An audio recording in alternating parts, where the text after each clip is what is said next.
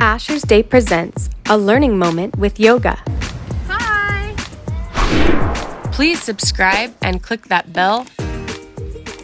Today, you will master Guppy pose, also known as locust pose. Woohoo! Give me 10.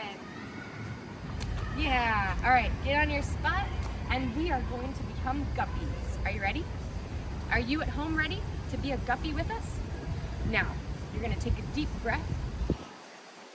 Open your mouth like a guppy. And then you're going to get down on your mat, something comfortable. And now, you're going to put your arms back, legs back. And now you're going to raise your legs up, but keep them straight. Don't wiggle them. Raise them up, Asher. Raise up your legs and your upper half.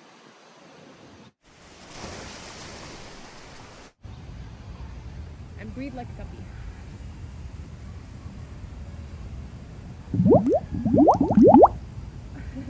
Guppy face. Come on. Yes. My little guppy. Put your arms straight like this. Arms out. There you go. Legs up. Now hold it. You can do a little slur. Nope. Keep both legs raised. Not wiggling.